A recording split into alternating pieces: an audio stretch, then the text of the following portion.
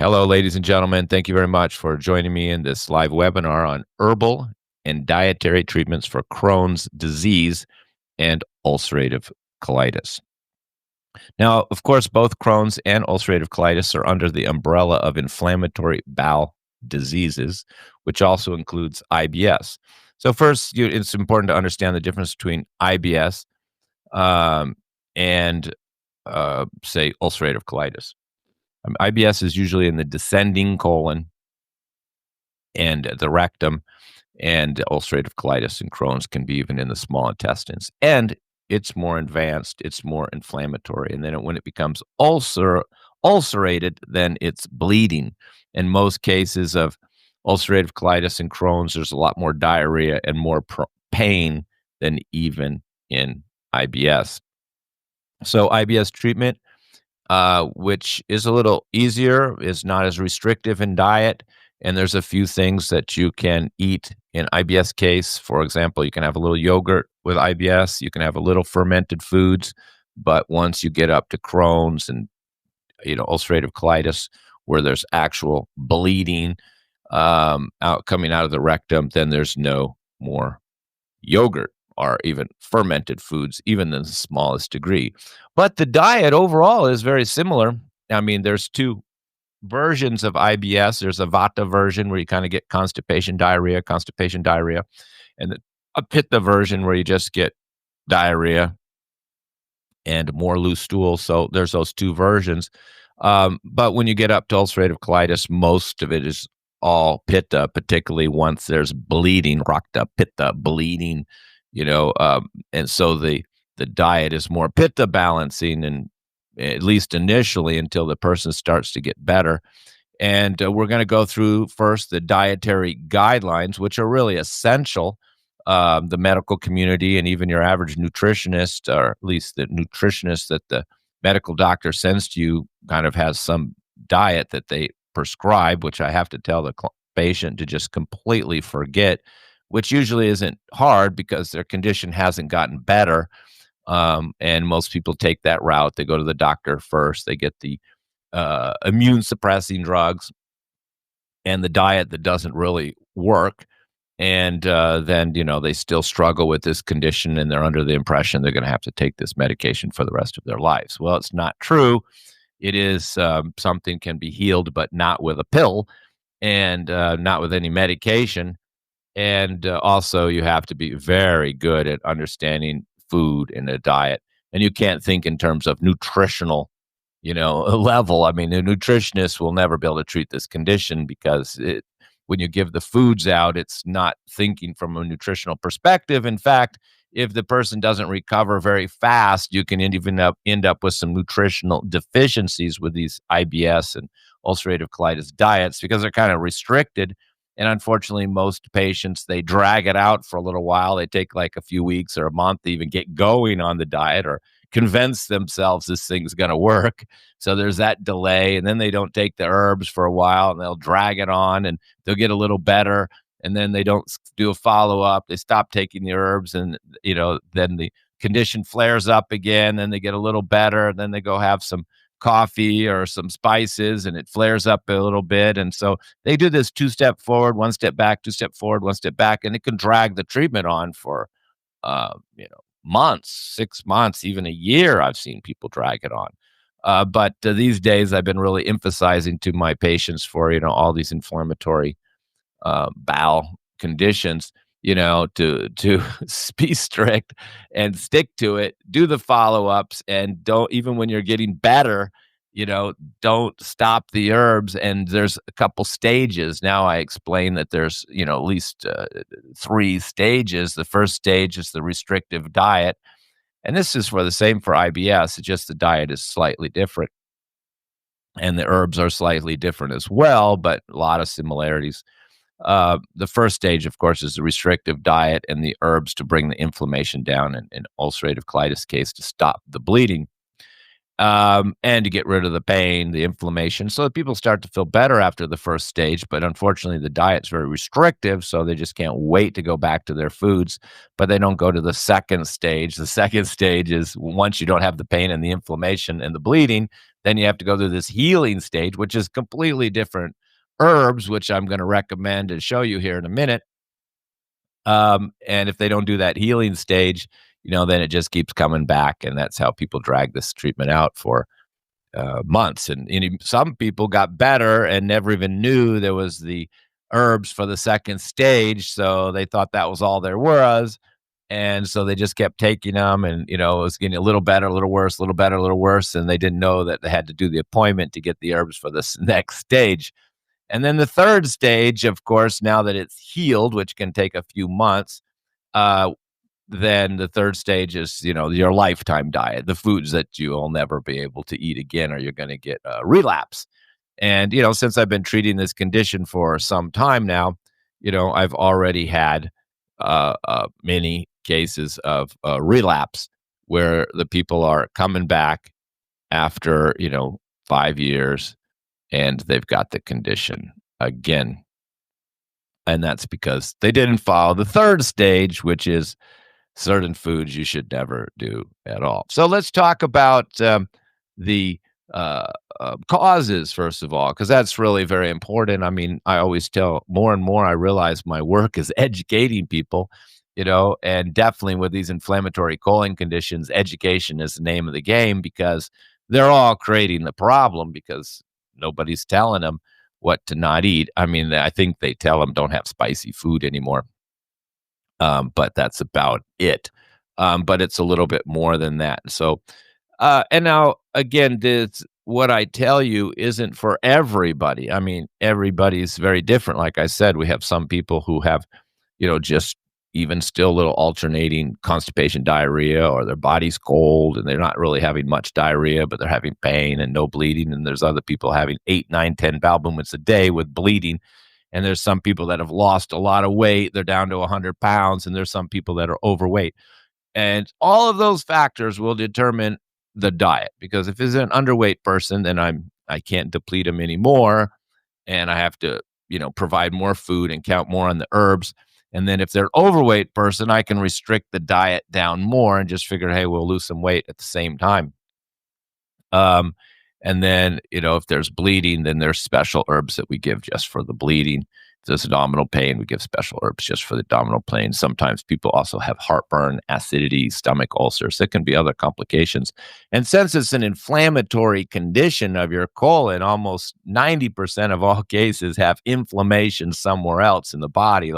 So they have inflammation in the muscles or they have inflammation in the bladder and they'll be urinating a lot, or women will have inflammation in the uterus and have endometriosis. But almost all cases, they'll have, muscle pain and inflammation throughout the whole body. So, we have to really bring down the inflammation. The whole body is systemic inflammation has to reduce because that's the cause is the inflammation. It's called inflammatory colon condition. So you are inflamed. So the inflammatory guidelines are very similar to like an inflammatory arthritis case, but because it's in your colon, you have to be even more careful about your foods. For example, I was taught by my teacher that if you have IBS, just a little inflammation in the descending colon, you could have strawberries. But if you have ulcerative colitis, you can't have strawberries because the little seeds on them will bother your intestines because they're undigestible little seeds on the strawberry, and this will aggravate you. So at one point when I was studying with my teacher in India over maybe 7 years ago, I had a sheet of paper that said the difference between the two. And like I said, yogurt, you can have a little bit of yogurt if you have IBS. Even yogurt water or buttermilk is actually helpful in IBS with meals, but with ulcerative colitis and Crohn's, it's not. So there's these little differences, and so it's a case by case. So let's go back to the causes of the inflammation, because that's what we're talking about here. And let's just go through these common causes. Of course, number one on the top of the list, and why we get so many Hispanics and Indians and Pakistanis with inflammatory colon condition, is due to the chili pepper. Hot spice, chili pepper, cayenne pepper. And I know there's naturopaths out there that think cayenne pepper is a cure for everything. because it thins your blood, but it can, damage your stomach lining, burn a hole through your stomach line, kind of like aspirin can if you take it enough. I've had people who take garlic capsules and created stomach ulcers. And, so some people do create these conditions by taking certain supplements like cayenne capsules or garlic capsules, garlic powder capsules, or they're taking just too much spice in their food. But I've had Westerners who don't traditionally eat hot, spicy foods taking garlic capsules and cayenne pepper and creating a kind of inflammatory colon condition. Because in Ayurveda, cayenne pepper and even garlic, they have a penetrating quality. We don't just look at the vitamins and the nutrients in foods, in herbs, in Ayurveda or any herbal system. We look at its actions, and one of the actions of chili pepper, cayenne pepper is penetration, penetrating your intestinal lining, basically. And it's also very cleansing, we could say, reducing mucus and phlegm. And of course, your intestinal lining has mucosa in there with the intestinal villi in there that are absorbing all the nutrients. And when you have all these hot spices, chili pepper, then it kind of scrapes and washes away all of this mucosa, which is the protective lining in your intestines. So it doesn't happen overnight. I mean, people can have chili pepper and hot spices for 20, 30, 40 years. And then this condition can develop usually in their 50s. I do have some young people that have got it earlier. There's other causes like too much cruciferous vegetables raw. I've had people who were doing smoothies and kale for a couple years and started getting IBS, not so much ulcerative colitis, but IBS. But I do remember one case where a girl was doing kale smoothies a lot until the point that she had bleeding from the rectum, which would have made it ulcerative at that point. So, spices are out, raw vegetables are out, particularly the cabbage family, cabbage, broccoli, cauliflower, and particularly kale, which was so popular. And, of course, people get very confused when they just look at the nutritional value. That's why we're all eating inflammatory chocolate, because somebody made it clear that it had magnesium and chocolate. Cacao bean is inflammatory. So cacao bean is out. It's inflammatory. Coffee bean is out. Caffeine or no caffeine, it makes no difference. It's inflammatory. And of course, you could find plenty of, advertisements and articles telling you the benefits of chocolate and coffee, probably all funded and paid for by the manufacturers and distributors of these products, but they're inflammatory. And not alone stimulating, but that's not really what we're concerned about here. It's inflammatory quality. And green tea is not inflammatory, so it's not the caffeine that's the issue. It's the coffee bean. So definitely drinking coffee on an empty stomach without the milk, black, that done it. I've had some Turkish people with um, inflammatory bowel conditions due to all the coffee that they have. And I've had some Middle Easterners also with inflammatory colon conditions, which we contributed to the long use of coffee, particularly on an empty stomach. So, coffee, chocolate, raw vegetables, particularly the cruciferous, inflammatory foods, which I hope you know about by now, is the nightshades, the tomatoes, the eggplant, the bell pepper, white potato, paprika, to name a few. There's a few more there as well, but the real bad boy is the tomato sauce. So that has to go, and often in the third stage, you can have some, in the future, and it's probably not the main cause, but it has to be eliminated. And of course, a lot of people who have spicy food are doing it in tomato sauce, and tomatoes are we call the acidic foods, or nightshades, cruciferous, and, in ancient times, they were considered poisonous. But in modern times, we've found some that aren't too poisonous, but they still were inflammatory. And they'll make your joint pain worse. They'll make your inflammation in your arteries worse. They'll raise your blood pressure and have many adverse effects. Doesn't mean that a lot of people can't eat them. I mean, a more kapha person who's heavy and maybe obese with a lot of extra body fat can actually benefit from some of these things that I mentioned earlier, like chili peppers, and even never be bothered by tomatoes and tomato sauce and even garlic and hot spices. If you're kapha and you have enough weight on you, enough fat on your body to protect you, because fat is protective, everybody forgets that.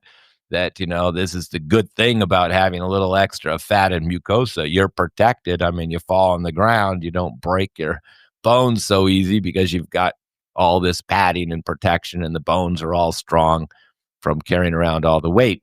So, fat does protect our skin, our body, and every cell in our body. The membrane is surrounded by fat. Even the myelin sheath in neurological in nerves is protected by the membrane of fat.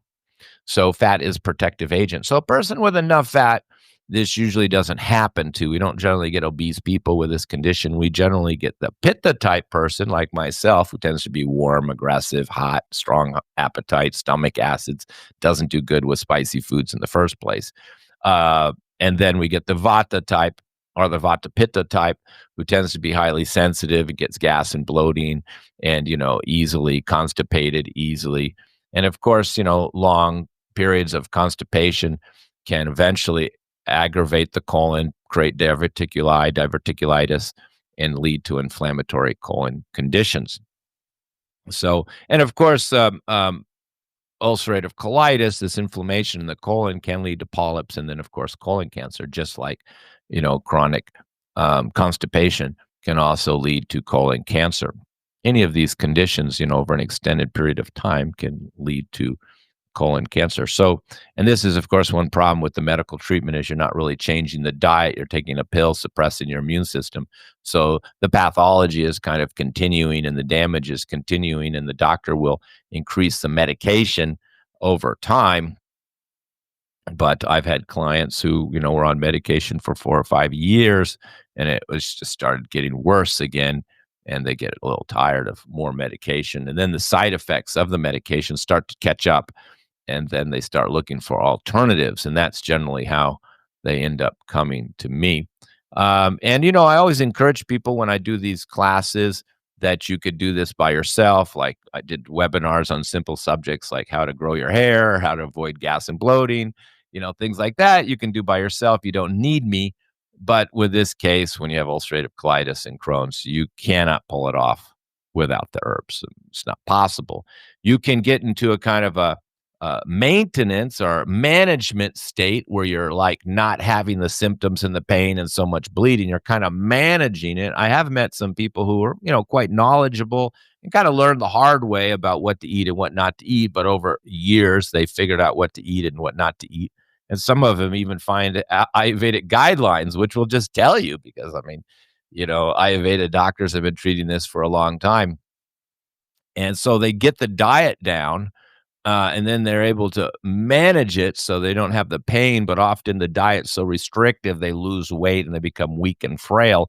So the diet is never made to be done without the treatment. That's very important. Most people have the diet wrong, but like I said, there are a few people that have it 80-90% right from just years of research and trial and error, which is really the hard way to learn, when I could tell you the whole diet in 20 minutes. And particularly if I have your intake form and I'm looking at you, I can give you a very specific diet in 20-30 minutes.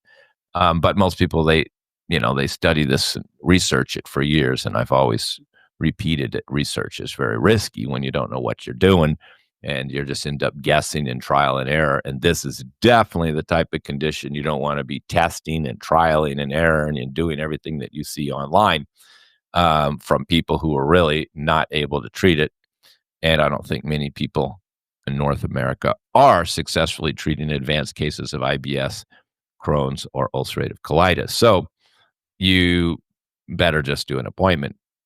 Even though I'm going to try to give you all the information I can, think of it more as an introduction to know what would happen if you did an appointment. But even these dietary guidelines that I've given and I can expand on are still just general terms, and with each individual, they're going through phases too. So in the beginning, the diet may be quite strict, and after a month, I can change it. After 3 months, I can change it again. So there's different types of people, different types of diet, and then there's stages that they go through where the diet and the herbs need to change. So it's a quite complex condition. But basically, let me sum up the foods that are good in this case. What we usually do, if they're overweight for sure. We just leave out all animal protein, but ghee, and many people think that dairy is bad for this condition, but in fact, ghee is helpful and for many conditions. I always tell people, let's say you had a big burn on your arm and you put tomato sauce on it, it's going to sting. If you put chili pepper on it, it's going to sting. And if you put vinegar on it, it's going to sting. That reminds me, nothing sour. Both conditions, IBS, irritable bowel, ulcerative colitis, nothing sour, no pickles, no sauerkraut, no. And people try sauerkraut because they're trying to get the probiotics in there, and then they make it worse with the sauerkraut. Uh, I've seen it all. And then and nothing sour, no citrus, no lemon, no lime. And people think lemon and lime is so wonderful, but not if you have IBS or any inflammatory colon condition, or even a stomach ulcer, or even bad stomach acid and heartburn. I mean, lemon, lime, sour, pickles, they're all out for all of those conditions. They're all pitta increasing, as we know in Ayurveda, and this ulcerative colitis, particularly when there's bleeding, is a pitta condition. So all it's a pitta pacifying diet in most cases. So that's no sour, sweet. You get sweet, which everybody thinks sweet is bad, bad, bad. But not when you have ulcerative colitis.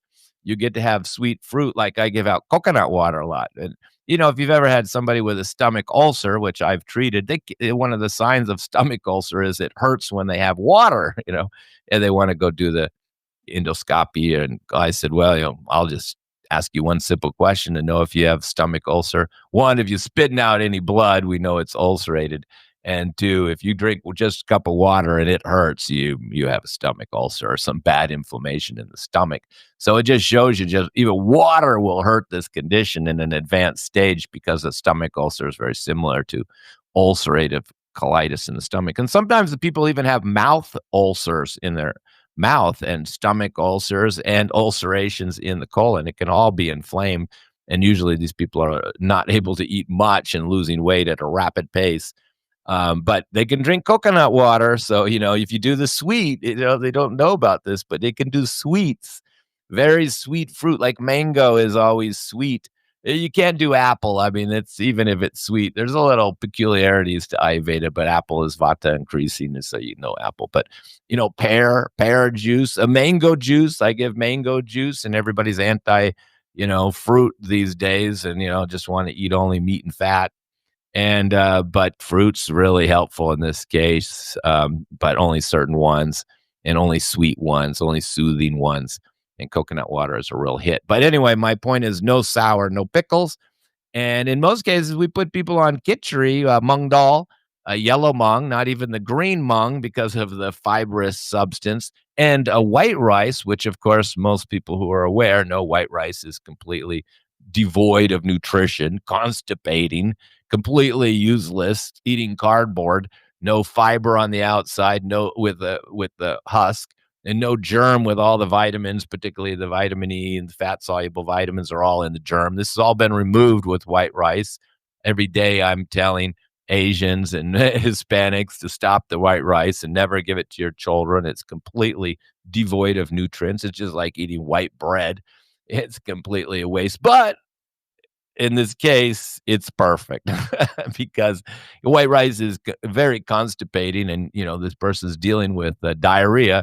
So we give them cakey white rice. That's right, not soupy white rice, cakey dry white rice. Like you could pick it up with your hand and it just sticks in a ball. It helps reduce down like 8 bowel movements down to 5, 5 bowel movements down to 3. People are amazed. They've had IBS and our ulcerative colitis for years, and now they're eating white rice, and it's already getting better. So that's a great trick, the white rice. And you can't do it forever, because eventually you're going to end up constipated if you keep eating white rice. And of course, you're getting no B vitamins out of it. It's nutritionally devoid. So, you can't do this too long, and it's not a nutritional therapy. And almost all vitamins have to be stopped, by the way. They're all aggravating to the intestines. And, a nutritionist can't treat this condition because they just want to give you more vitamins. And most people have already stopped their vitamins and supplements because this is aggravating the condition even worse. These concentrated synthetic vitamins where we're still popping all the time thinking they're healthy.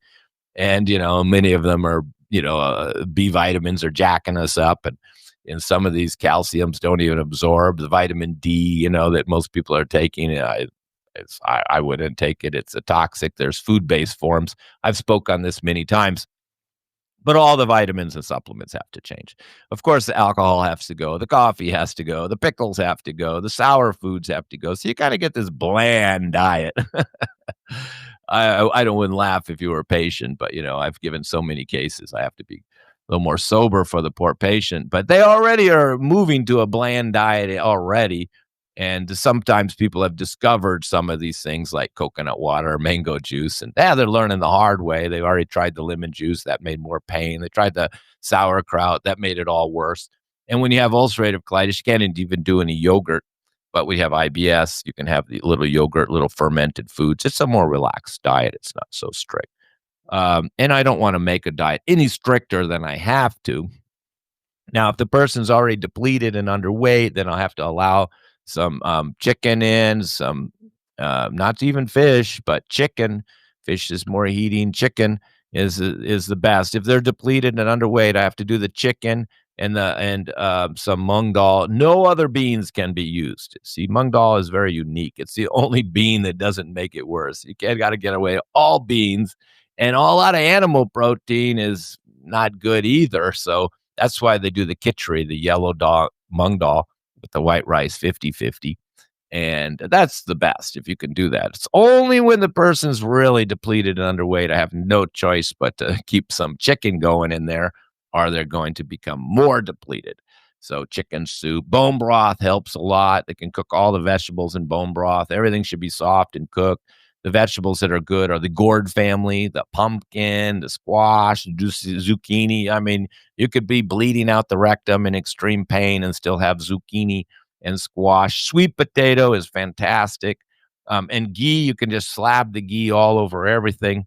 Another great source of vitamin D. I don't know why people are so anti-dairy when ghee is such a wonderful food and you can even have it.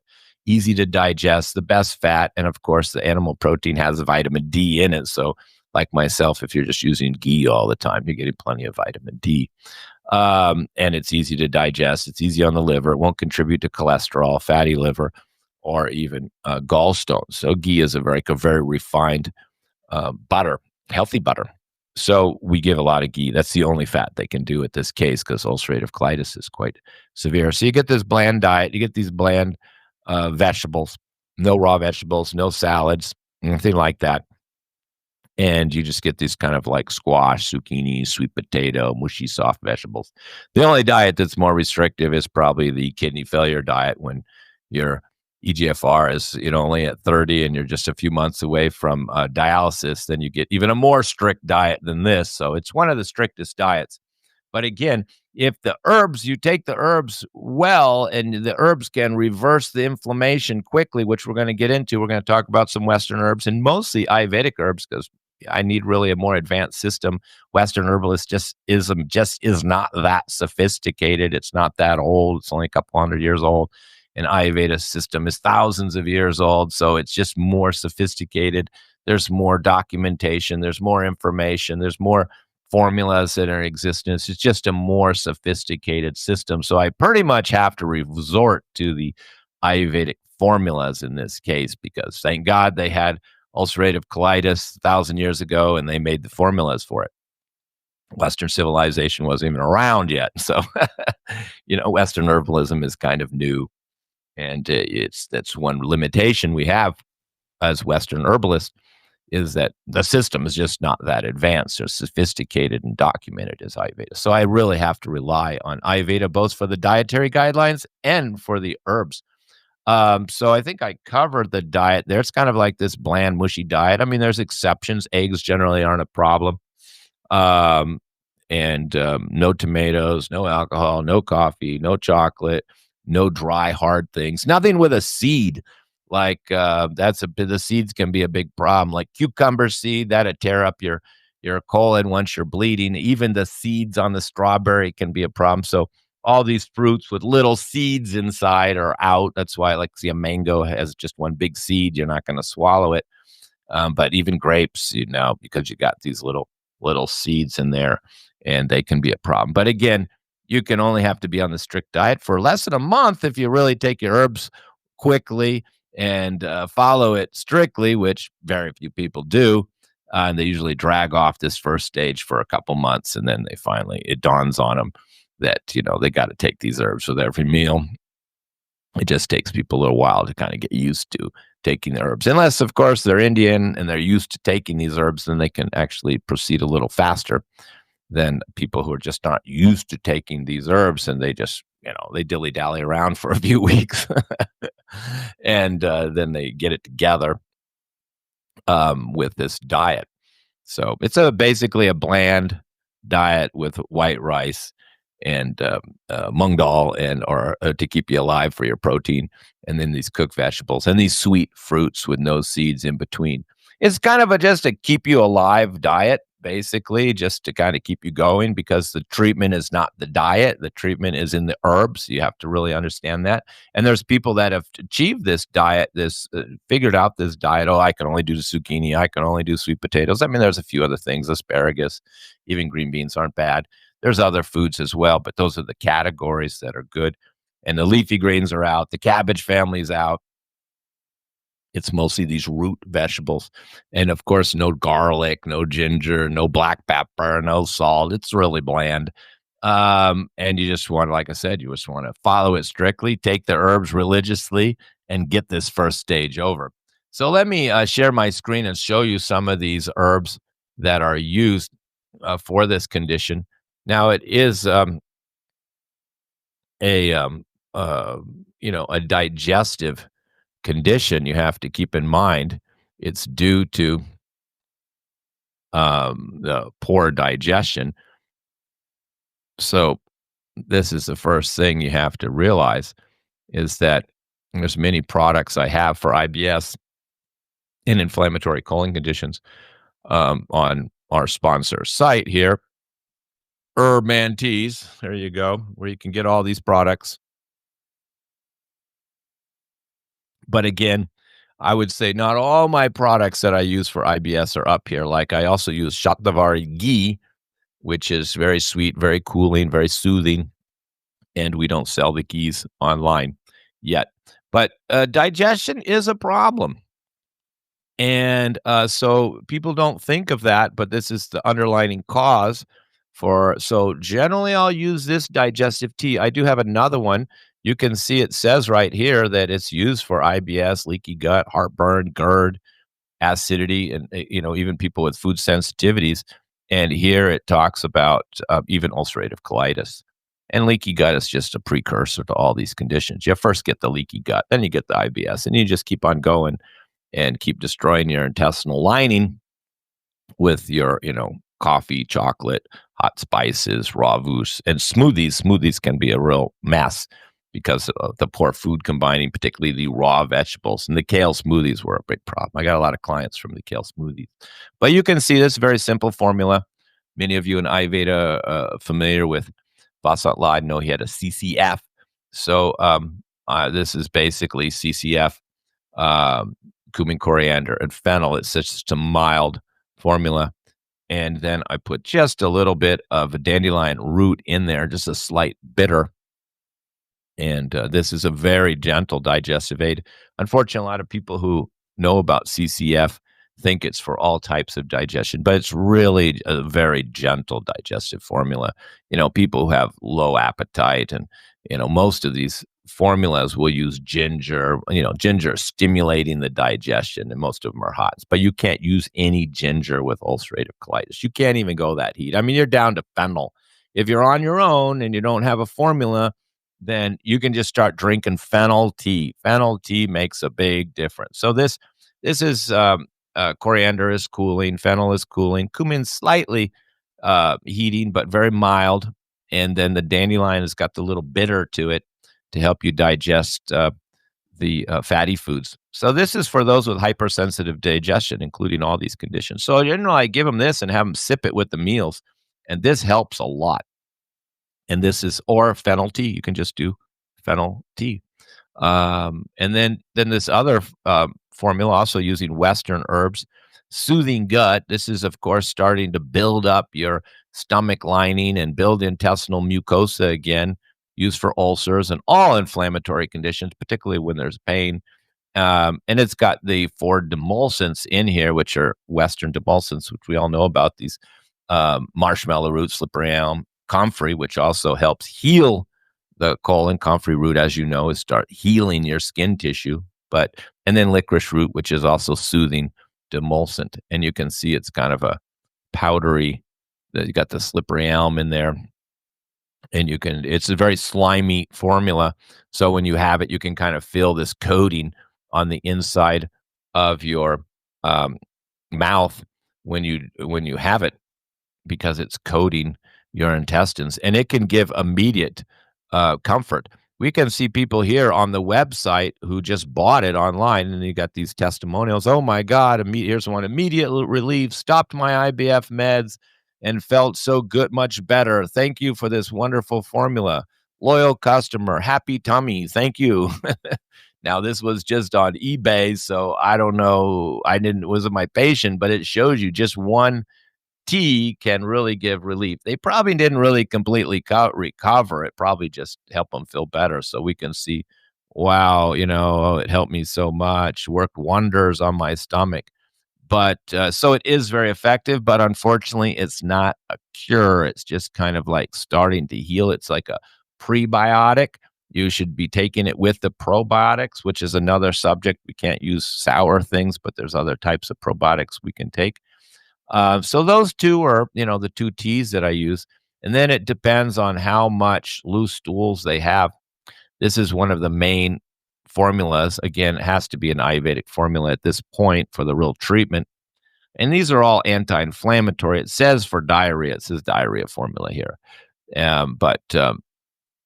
And if you know your Ayurveda, Bilva is a highly astringent, means tightens up the tissue, tightens up.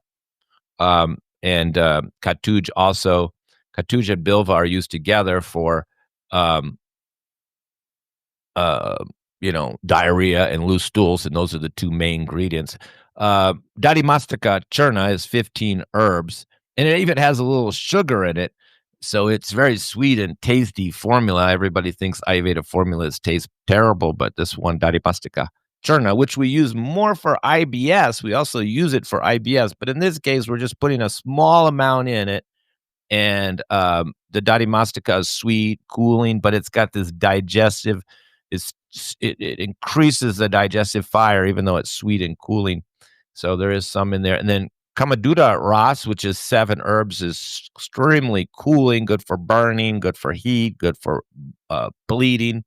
And Lajalut, this is a very special herb. It's also called the touch me not flower, and it's really slimy, and this coats your inside of your intestines, and we're going to see more of this Lajalut in other formulas. And Arjuna is, most people think it's for just cardiovascular conditions, but it has an astringent quality to it that helps tighten up the tissue and promote healing of the intestines. And then Shank Basma is a process. Is Shank Basma, it's like a shell, but it's been powdered of a shell, but it's been cooked. And so it's easily digestible, and we use it in abdominal pains, acid reflux, and it's just, so this is taken before the meals and is very, very effective. I mean, you can take again more at night. See, it says 1 or 2 teaspoons at night for diarrhea, half a teaspoon in warm water before meals for chronic loose stools with abdominal pain, acidity, or burning sensation. But you take a couple teaspoons of this at night, it will basically stop the diarrhea almost immediately, particularly with that rice. Now, there are other products I may use instead if it's not too bad, but you can see I'm using it for Crohn's, I'm using it for IBS, ulcerative colitis, all the irritable bowel diseases. And on the website, you can read about each of those herbs there, whoosh, and how to take it, and some other guidelines talking about, how to take the whole treatment. So you can see we're in the first phase. We're improving the digestion, we're soothing the gut, and we're stopping the diarrhea. If there's acidity, generally I'll use this formula too, because it's used for abdominal pain, inflammation, which of course is the whole cause here. This is an anti-inflammatory formula. even though it's used for acid reflux. You can see the meadowsweet's very anti-inflammatory. And so some cases will need this. And then if there's a lot of pain, abdominal pain, then I will have them take this after meals. And this one just stops the abdominal pain immediately. You can see it's used for stomach ulcers in particular, soothing the stomach lining, used for IBS, stomach ulcers, burning in the stomach pain. And it's just got the main anti-inflammatory in Ayurveda, Guduchi. And then there's that Shank Basma, which is the shell, which is kind of like just a powder, and then a little fennel, which is a sweet and cooling. So this is not made for long term. It just stops the abdominal pain immediately. You shouldn't. Once you get on the diet, you won't need this. And then once the diarrhea gets better, or if it's not too bad, then we just put you on this formula here, which is the Pitacolin formula number 1 for intestinal inflammation and loose stools. So you're not really having diarrhea, like 8 bowel movements a day. Maybe you're just having 2 or 3 loose ones. Then we'll put you on this one, which is a little bit simpler formula, but you can still see the catouge in there, the fennel, the licorice. You can see some similarities. And people will progress to this maybe on the second or third appointment, a couple months in, they don't have the diarrhea. And if they keep taking that diarrhea formula and eating that white rice, eventually they become constipated. So I have to move them over to this formula next. Now, as they're progressing, and it's still anti-inflammatory. So everything is bringing down inflammation, coating the intestines. They're just different ways to do it. But the final treatment, the second phase, is we call it healing gut. Now, I have 2 versions of the healing gut. This is the one where you had diarrhea, and it says right there for colon inflammation, IBS, ulcerative colitis, leaky gut. There are 2 versions. This is the Pitta version. There's also a Vata version, but most ulcerative colitis cases are Pitta, where there's more burning and pain. And you can see some of the same herbs that we talked about earlier, but some other ones. There's the Arjuna is now first because it's more in a healing, tightening up the tissues. There's the Catouge, which is for the loose stools and inflammation. Bilva, anti-inflammatory, used for diarrhea, but we're just a smaller amount. So it's not just the herbs that are important here. It's the quantity. I mean, some of these herbs can only be in here at like a 2 or 3%. I think this fennel is probably just like 3%, and the licorice maybe 5%. And some of these are down to probably 10% each because we're assuming the person doesn't have diarrhea at this point, but we still want these herbs in here for their other benefits. And there's that Kamaduta Ras, which is this, basmas that are cooling. And there's a Lajalut, the slimy one. And there's more Lajalut in this one than any of the other ones. So the formula is actually very slimy. Sometimes people even contact me and say, "Oh my God, is this really right? I mean, it's just so slimy." And I go, "That's it. Just mix it with the water, cold water. Don't even use hot water. It says warm there, but really it should be cold after meals and more as needed." Oh, here it says formula is slimy, so shoot it down fast and don't let it sit long. That's right. I have to add that to the label. And best to add coconut water. A lot of these formulas can be taken with coconut water because the coconut water feels so good. Now, if you go to my website here, we can look at a few testimonials under testimonials of many people who are thanking me for treating them. We can just go down to colon conditions. At one point, all these colon conditions were just, constipation, but now people thanking me for getting rid of their constipation. But now they're just full of people thanking me for IBS. Here's one, somebody treated for IBS. They didn't even really acknowledge they had IBS. That's why she had some other focuses, but I got rid of her IBS. In this case, this woman had serious case of IBS, and this treatment that I just described resolved it in a couple of weeks. She's probably not correct that I resolved it. It wasn't healed, but she didn't have the pain. She didn't have the bleeding. She didn't have the diarrhea. So, she clearly thought it was resolved, but in fact, she had to keep going. She probably just gave the testimonial early on to thank me. And it's interesting. She says, "I've seen several specialists over the years, but none zeroed in on what was wrong." She was also malnourished, and she thought she was eating healthy, but she wasn't, because That's right. Most of the people out there giving the advice, don't know what they're doing, and they don't have this understanding of foods. Only really an Ayurveda doctor really understands foods because we don't think in terms of nutrition, and that's where everybody goes wrong because they just keep thinking that everything's nutritional. Um, and we got some ulcerative colitis cases coming here. No longer hours in the morning with IBS. Again, they all are shocked that they went to so many specialists and nobody told them what to eat. And then, they met with me, and then a few weeks they got better when they've already been to multiple doctors. Most people have had the condition for years. This person says 3 days, but again, it wasn't resolved, maybe better in 3 days and this woman was going to the ER with severe pain, and the doctors only gave her something to reduce the acidity. See, she had stomach acids as well, which is very common. 3 days, she had no more pain, but she was just beginning. Um, and then bleeding, nausea, vomiting, taken care of. I'm looking for a particular one. Oh, here's the one for ulcerative colitis I really want to show you. And this one is by a medical doctor. Um, his name's on the bottom. This was actually on kind of letterhead, and the letter was longer, so I took out little chunks. You can see the dot dot dot. But he was on prednisone, then he came off the prednisone, and then he continued this specific carbohydrate diet, which doesn't work, which I have to tell everybody to get off of and just follow my guidelines.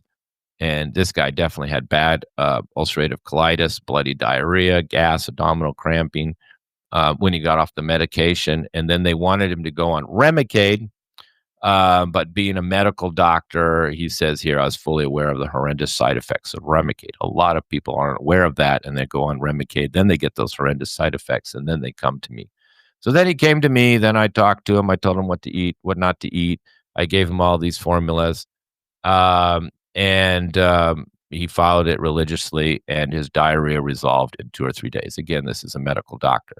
Blood in the stools and excessive gas continued to improve over the next 8 weeks. This was probably one of the worst cases I've ever had because he was on the medication so long, and then when he stopped, it just kind of got worse when he came off the medications. He was symptom-free. He was ecstatic. He stopped the herbs, started to adventure in the, quote, forbidden foods and spices. A month later, he paid the price. Symptoms recurred, but only mildly, went back on the herbs and the allowed foods, and he got rid of the symptoms, and that's where he stands now. He also gained 10 pounds, has plenty of energy, and I like his last statement here. It's been an eye-opening experience. That's because he was a medical doctor, and I think he tried to treat it for like 8 years or something before he came to me.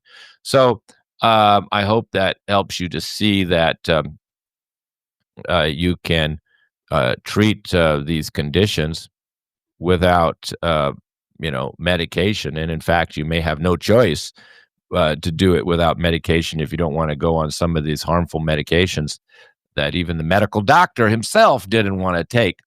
And the immune suppressing drugs. So sometimes when people get on these immune suppressing drugs and they start getting other types of infections like UTIs, fungus growths, and colds and flus and other symptoms because their immune system is repressed. And just like the doctor there, when he gets off his prednisone, then the whole thing flares up and just comes back. And since nobody told him what to eat and not to eat, I think he figured out not to do the spices anymore because they hurt. But this drags on for years and years. So I do want to encourage you, if you have an inflammatory colon condition, particularly Crohn's or ulcerative colitis or IBS in the advanced stages where you're having pain, then don't hesitate to schedule an appointment with me and stop thinking about it and stop searching online and guessing what to do, because it's really almost untreatable without the herbs from what I've seen. Nobody's really pulled it off. Naturopaths, doctors, herbalists. The only people I know pulling this off is Ayurvedic doctors in India, where I learned. And it just so happened, even in India, my teacher was well known for treating it. So even in India, not every Ayurvedic doctor was really kind of mastering this condition, because when I was visiting my teacher in India, he had like a line of people in his lobby, and half of them were for ulcerative colitis and IBS, and they were driving and flying from all over the country. So even in India, my teacher was known to be treating this condition, and not every Ayurveda doctor was successful. And it took me about 3 years to learn from him. And, already I'm a good herbalist, and there was still herbs I had to acquire, like the lajaloot, which I couldn't even get. I had to get it from my teacher. So some of the herbs are very hard to find. And, the percentages are very tricky. And sometimes I'll just make custom formulas because I know those herbs so well individually, and when I hear the symptoms of the client, I just make a custom formula and just do it from scratch if I have any trouble, and that's what I did in the beginning of my IBS days. I didn't have, uh, the healing gut formula or even some of these products I showed you. I just did all custom formulas until I had enough experience, and then I started making formulas and then variations of those formulas. But even now, I will make, custom formulas for people just because I hear the symptoms and I hear what's going on and I know which herb is doing what. So I just want to change the percentages of some of these herbs. And by doing that, I have to make a custom formula for the patient. So very tricky. And it still takes a few months. The fastest anybody's pulled it off is a few months. Um, but most people, like I said in the beginning, they kind of drag it out for 6 or 7 months. So, I will definitely try to motivate you to be strict and get it over with and let you know that you won't have to follow the strict diet forever. If you take the herbs and you get to the next stage of starting to heal the intestinal lining, then you can go back to eating most foods, but not some of these aggravating foods. And of course, people doing too much raw, not enough fat, not enough ghee or oil in the diet. They become too much detoxing, like smoothie girls. They're doing a lot of smoothies and coffee. That's a really bad combination. I had quite a few people who were doing smoothies with kale and a lot of coffee. The combination can lead to inflammatory colon conditions. And like I said, coffee on an empty stomach. It's your diet. It's not hereditary. I mean, we're kind of creating this inflammatory condition with what we eat. And of course, all white sugar, I failed to mention, all your cookies, your candy, your chocolates, all inflammatory. It's going to make your joint pain worse. It's going to make all of your inflammatory conditions worse. And it's going to deplete you of nutrients. But I hope you know that about white sugar by now. That it's just basically, I can't think of another word, but poison for the body. I would never be giving it to any child. It's very addictive. It depletes you of nutrients. There's more and more science coming out showing that when you have a lot of sugar, you're low in certain vitamins. And nutrients. And so it's depleting you and making you inflame. Now, children, if they don't have inflammation in the first place, I mean, it's not creating the inflammation, just kind of making it worse. So if you have an inflammatory colon condition, you got to be off the sugar. Even if you have arthritis or an inflammatory condition, you still can't be eating the sugar and the chocolate and the coffee. These are all, and the nightshades. Those are the big inflammatory ones. So they have to go for all inflammatory conditions. All right. I hope that helped you, gives you some hope, and please share with those other people who are out there suffering with this condition and send them my way. And just remember, all conditions are treatable. I believe our creator gave us all these plants for treating ourselves. In Ayurveda, we say all plants, the roots, the bark, the stems, they're either food or medicine. So, and very few of them are food, and they're just the sweet ones that we can eat. But all the rest are medicine. And people are always worried about taking herbs. I'm so surprised when they're popping these pills without thinking twice. But the herbs are just plants. They're all full of vitamins and minerals, and many of the anti-inflammatory herbs have a lot of vitamin C and other, and phytonutrients, and that we know are anti-inflammatory. And one reason we use ghee is it's very soothing, and of course it's got vitamin D in it. So Ayurveda doesn't go into nutrition. And nutrition is really what messes up people the most. Many people, nutritionists and chiropractors, they think that, taking vitamins for everything will fix all your problems. But when it comes to, and, nutritional deficiencies can lead to many problems, but they're not going to treat many problems. And definitely when it comes to Crohn's and ulcerative colitis, you pretty much have to stop all your vitamins, even good ones, and go on the diet until you recover. And then be more careful with your supplementation to not take ones that are aggravating your intestines. All right. Thank you once again, ladies and gentlemen. I wish you the best of health and happiness, and I hope you have hope and knowledge now that this condition is perfectly treatable with the right Ayurvedic doctor who has the herbs. Those are the criteria that you need. Thank you very much once again.